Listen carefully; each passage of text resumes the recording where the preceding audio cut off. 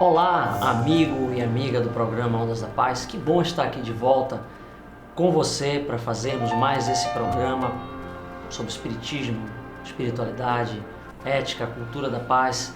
Todos esses temas que nos interessam e nos ajudam na construção da nossa personalidade ótima, como dizem os psicólogos, a harmonia, aquela perfeição que se traduz em felicidade prática para cada um de nós. Hoje nós temos aqui no nosso programa um convidado muito especial que vai conversar conosco sobre inteligência mediúnica. Inteligência mediúnica. Quase que eu não consigo falar. Vamos ver o que é isso, o que a gente pode estar trabalhando esse tema, que é um tema do espiritismo, que é a mediunidade, fazendo as pontes com a questão das inteligências múltiplas, com talvez um novo olhar sobre a mediunidade. Mas isso é daqui a pouco, porque agora nós vamos para a nossa mensagem de hoje.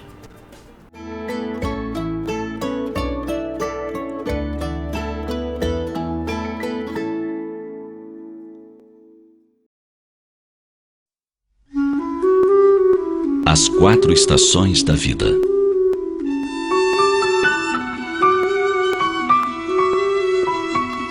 Você já notou a perfeição que existe na natureza? Uma prova incontestável da harmonia que rege a criação.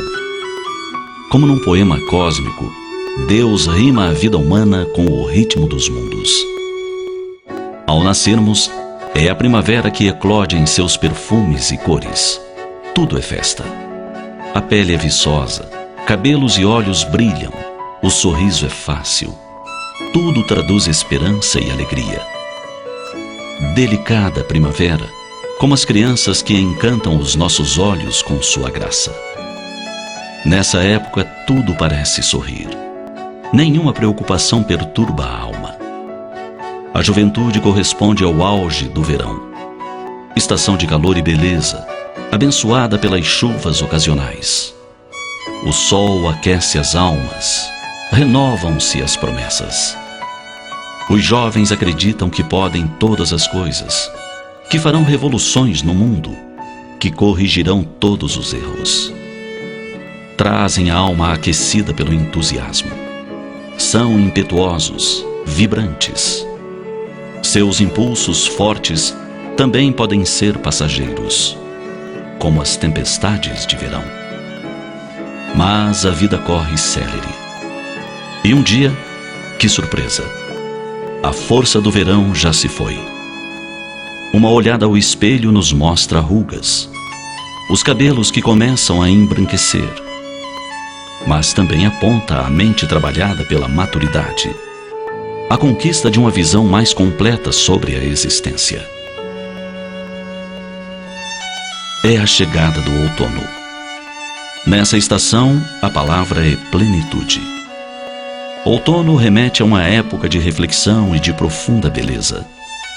Suas paisagens inspiradoras, de folhas douradas e céus de cores incríveis, traduzem bem esse momento de nossa vida.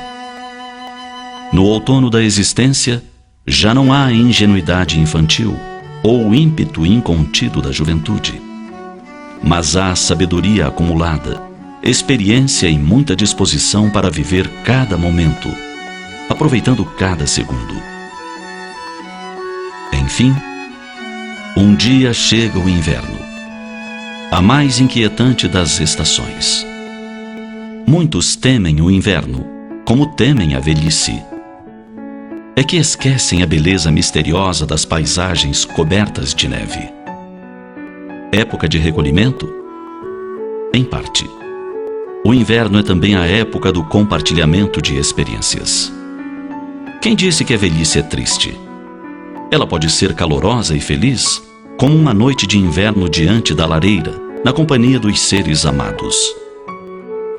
Velhice também pode ser chocolate quente, sorrisos gentis, leitura sossegada, generosidade com filhos e netos. Basta que não se deixe que o frio enregele a alma. Felizes seremos nós se aproveitarmos a beleza de cada estação. Da primavera, levarmos pela vida inteira a espontaneidade e alegria. Do verão, a leveza e a força de vontade. Do outono, a reflexão. Do inverno, a experiência que se compartilha com os seres amados. A mensagem das estações em nossa vida vai além. Quando pensar com tristeza na velhice, afaste de imediato essa ideia.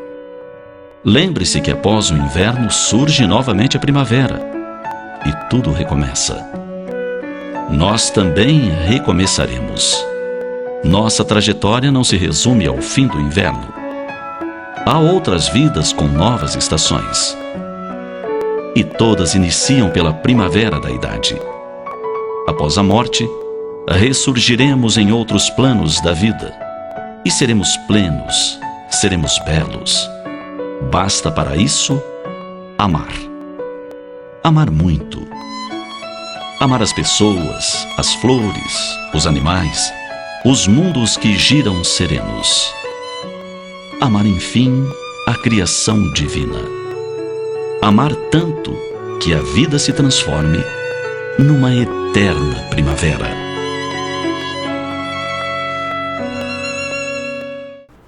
Bom, estamos de volta aqui para fazer o nosso programa após a nossa mensagem. Aqui ao meu lado, meu amigo Sócrates, um dos fundadores da Fundação La Harmonia, fundador de fundação, um negócio bom. E é bom, muito bom. Empresário, Master Practitioner em PNL, colega, né? Nós fizemos também a programação neurolinguística. E Sócrates, saudar aí os nossos telespectadores, internautas aqui da TV Harmonia. Olá, minhas amigas e meus amigos, tudo de bom. Pois é, eu deixei o pessoal instigado aí, Sócrates, com esse tema, essa perspectiva, a inteligência mediúnica. Você quer começar definindo que questão é essa? Inteligência mediúnica, desenvolvimento mediúnico, educação mediúnica e por aí vai. O pessoal está acostumado, mas inteligência mediúnica, o que é isso, Sócrates? Amigo, a ideia é deixar as pessoas instigadas mesmo, né? Então eu acho que eu acertei em trazer esse tema para cá. E é um tema que eu tenho debatido muito, conversado muito, trazido em palestras, né, em conversas, em grupos de estudo, que é a ideia da gente olhar a mediunidade como uma espécie de inteligência. Sim. Né? A gente aprendeu quando era criança, pelo menos eu tinha aprendido, que a gente praticamente tinha um tipo só de inteligência, que era aquela inteligência lógico-racional. E aí depois, com o passar do tempo, né, a psicologia avançou e a gente começa a perceber que existem múltiplas inteligências, né? Então, a gente medir a inteligência de uma pessoa só pela capacidade lógico-racional é muito pouco. E aí os psicólogos vêm tentando demonstrar que existem outros tipos, como a inteligência emocional, a inteligência artística, a inteligência corporal, né? A inteligência no que significa ou no que está relacionado a escrever bem, a falar bem. Então eu busco fazer essa ponte entre a mediunidade e as múltiplas inteligências. Como é que a gente pode relacionar uma coisa com a outra? Eu acho isso muito interessante, Sócrates, porque quando eu comecei a estudar a mediunidade, descobri até a mediunidade em mim, isso já se faz aí uns 20 e poucos anos atrás. Os primeiros livros que eu li sobre mediunidade, aí vinha aquela ideia da missão. E de certo modo, o médium é alguém que teve um passado culposo e que a mediunidade na verdade não é nem um dom, não é um dom, como se fosse uma forma de resgatar uma dívida. Né? Existem literaturas sobre mediunidade no movimento espírita e, digamos assim, até fora do movimento espírita, que tratam a mediunidade dessa forma, nem sequer como um dom. Muito bem que Paulo vai lá e fala, né, diversidade dos carismas, etc. Mas existe esse viés no movimento espírita de entender a mediunidade dessa forma.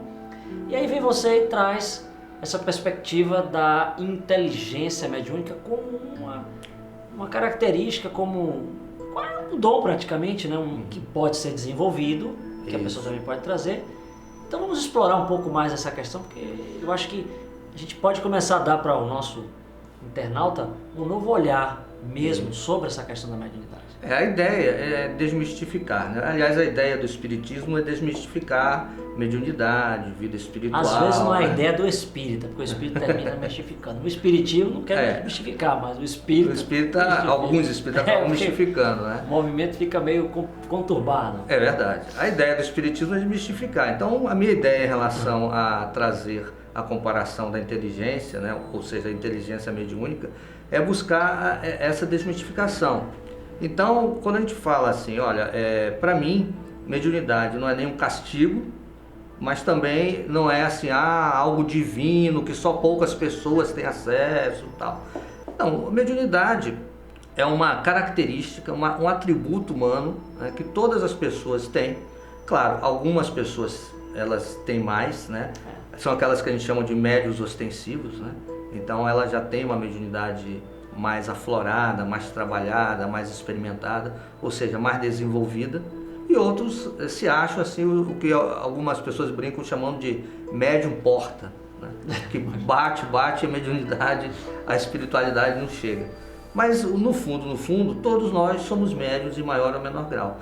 Então, quando a gente coloca do ponto de vista de desenvolvimento, significa que cada um pode desenvolver a sua mediunidade. E ela deixa de ser um castigo, um peso, né? Você não vai ser médium, não vai trabalhar a sua mediunidade para pagar alguma dívida. Não, você vai buscar conhecer a sua mediunidade, explorar ela no sentido de fazer alguma coisa boa para você também, né? Porque você trabalhar a sua mediunidade leva também ao autoconhecimento, né? E isso é algo importante para o ser humano se desenvolver de uma maneira mais integral. E essa coisa de você trazer numa encarnação, você já nasce um médium ostensivo, digamos aqui. É importante a gente pontuar aqui para o nosso espectador aí, o nosso internauta, que a gente pode estar considerando a questão do médium, porque todos nós somos médium, todos têm a qualidade mediúnica, mas o médium ostensivo, aquele apto a produzir num nível intenso fenômenos, seja ele de evidência, audiência, psicografia, psicofonia, quer dizer, ser o meio para os espíritos falarem, ser o meio para os espíritos escreverem, ser o meio para escutar os espíritos diretamente. Então, esse indivíduo, se ele já nasce nessa encarnação nesse nível de ostensividade, significa dizer que ele desenvolveu isso não no mundo espiritual, mas em sua última encarnação pregressa. Ele já começou a desenvolver, ou até em outras mais, 1, 2, 3, ele começou a desenvolver essa inteligência mediúnica. Exatamente. Perceba que a comparação com a inteligência é muito apropriada. Não é? Da mesma maneira que, por exemplo, se você for verificar um artista que já em tenra idade demonstrou talento para uma determinada arte, a gente como espírita entende que aquele talento foi desenvolvido em encarnações anteriores. Não nasceu. Não nasceu, e também não é fruto apenas do corpo físico dele, né? Da mesma maneira, eu entendo em relação à mediunidade, né? Então a mediunidade é algo, sobretudo essa mediunidade ostensiva que você está colocando aí, é algo que já foi desenvolvida, já foi trabalhada em outra vida. Claro que de diversas formas. De diversas maneiras, porque se a gente for parar para pensar o estudo e o desenvolvimento, a educação da mediunidade, como o Espiritismo faz, é recente na história da humanidade. Exatamente. Né? Tem 150 anos. Né? Mas assim, ela já foi desenvolvida no ser humano há muito tempo. Então, através de rituais religiosos, né? Os profetas, os pajés, então todo esse pessoal que buscava o religioso, que buscava o místico. Trabalhava a mediunidade sem dar esse nome. Exatamente. Era qualquer outra coisa. Era outra menos coisa. Mediunidade, que é um termo trazido efetivamente para o Espiritismo. Isso. Aí o Espiritismo traz esse termo, mediunidade, médiuns, que é essa relação, né? Essa maneira que todos nós temos de nos comunicarmos com a espiritualidade. Então, você pensando sobre essa maneira, você vê assim, olha, a mediunidade não é algo assim, eu vou colocar, digamos assim, como se Deus ou o karma, não sei o que, pudesse dizer assim, eu vou colocar a mediunidade em fulano de tal ele vai ser um servo de Deus. Não é isso, né? Nós é que vamos desenvolvendo ao decorrer da vida. É óbvio que a gente pode também imaginar que existam algumas pessoas que vieram com alguma missão mesmo para cá, como a gente imagina Chico Xavier, Divaldo Franco, que são médios mais expoentes, né? Porque tem outros silenciosos, né?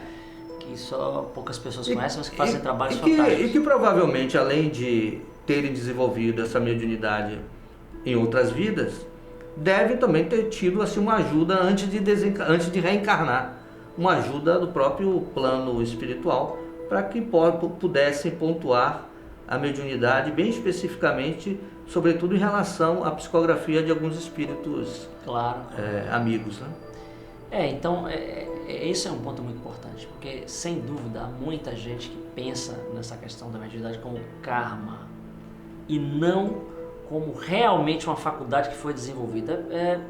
Como qualquer inteligência, porque nós podemos desenvolver qualquer das inteligências que existem, porque o espírito traz o potencial para tudo, né? Quer dizer, o projeto do que será um dia aquela pessoa, aquele espírito, já está todo ele, digamos, no seu DNA, entre aspas, espiritual. Já está lá, é só você trabalhar e desenvolver. Então, por exemplo, a gente sabe que práticas como meditação, né, são poderosos instrumentos de desenvolvimento da intuição, da capacidade de...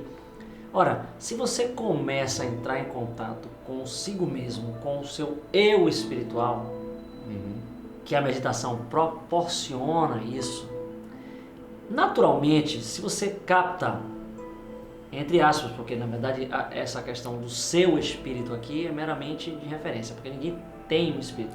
Não é o seu espírito. Mas didaticamente, se você entra em contato com o seu espírito, ou seja, consigo mesmo, você pode entrar em contato com outros espíritos. Exatamente. Então observe que você está desenvolvendo aí realmente um mecanismo psíquico e que vai facilitar esse intercâmbio agora com o espírito desencarnado. Porque o encarnado também, o médium, ele não capta só os espíritos desencarnados. O médium, sobretudo, é uma pessoa mais sensível ao outro. Todo médium é sensível ao outro. Ele consegue captar nuances sobre as pessoas que escapam àquelas que não têm ainda aquela mediunidade desenvolvida. Não é verdade? É verdade. O médium, ele vai captar as energias, as ondas, as frequências, aquilo que estiver no ambiente. Pode ser de seres desencarnados ou podem ser também de seres encarnados. No Espiritismo, nós costumamos dizer que a faculdade mediúnica se dá quando há uma comunicação de um ser encarnado com um ser desencarnado. Mas, quando existe, por exemplo, uma comunicação de um ser encarnado com outro ser encarnado, nós costumamos chamar isso de animismo, né? Ou seja, você usar uma parte da sua mediunidade, do seu espírito, como você falou, que na verdade não é seu espírito, só espírito. Didaticamente, né? Às vezes facilita o cara entender, mas não... mas assim, para produzir algum fenômeno que na verdade não está sendo produzido com a intervenção dos espíritos, mas sim você mesmo, né? Isso no Espiritismo nós chamamos animismo, que é um viés também para desenvolver a mediunidade, né? Sim. Porque é o mesmo canal, né? O mesmo canal que você manifesta o seu poder anímico, você manifesta também o seu poder mediúnico. É o mesmo canal. O mesmo canal.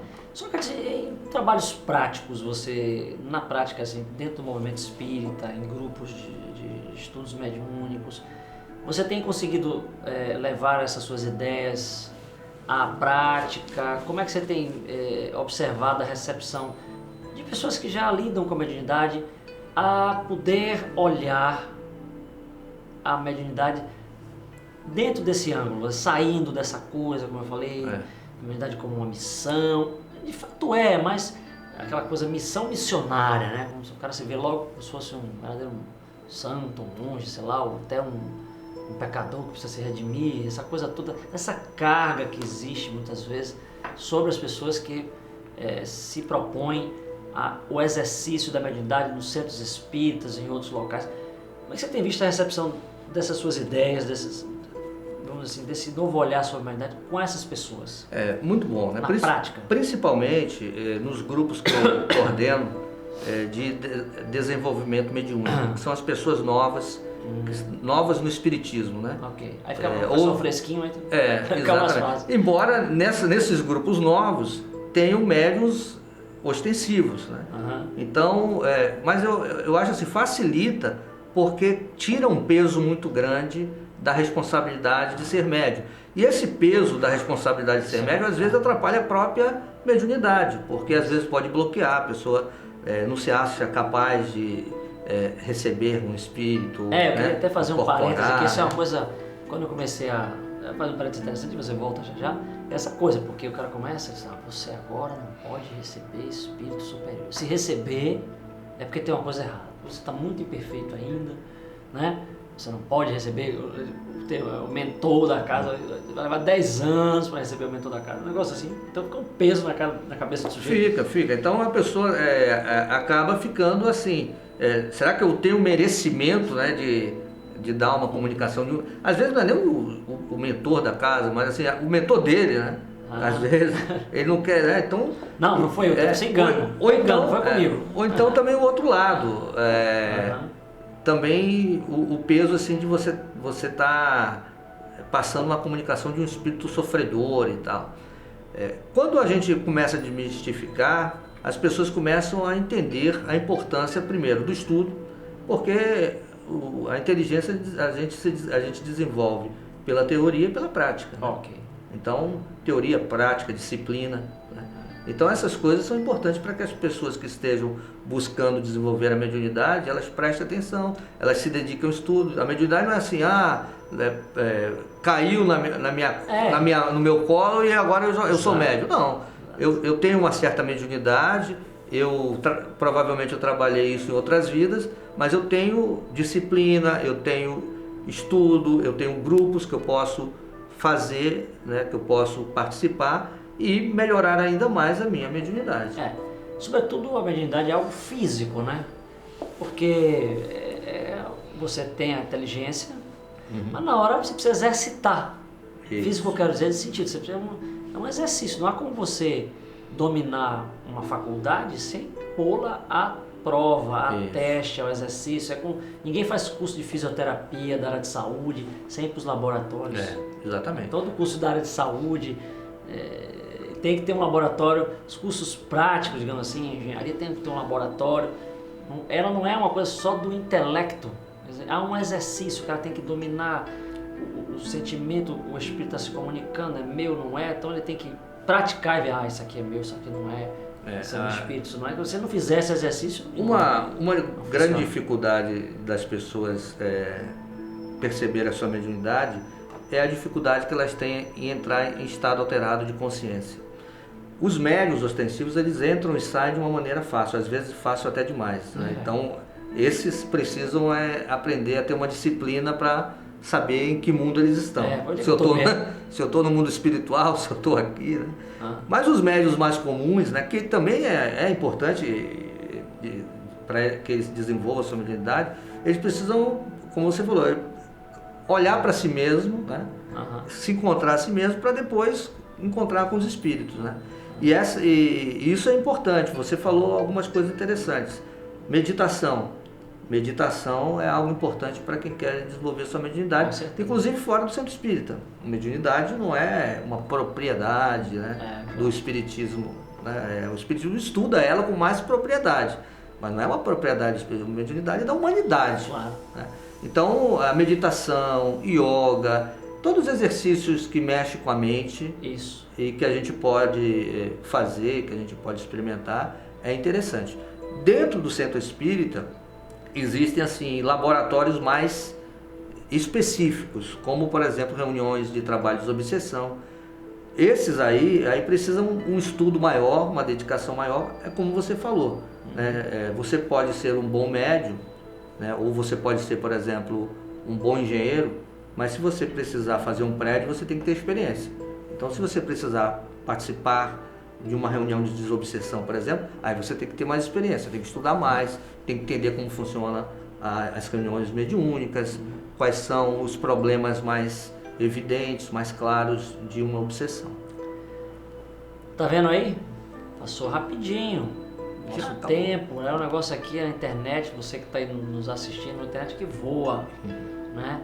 Mas é bom que a gente não esgota esse assunto e outros mais. Eu tenho certeza que nós estaremos aqui mais algumas vezes, né? O Sócrates está participando pela primeira vez aqui conosco, mas como eu falei, é um sujeito aqui da casa, do Centro Espírita Harmonia. Hoje você está vinculado mais ao Joana de Ângeles, fazendo atividades, mas também é professor aqui do ciclo 3 da ULI.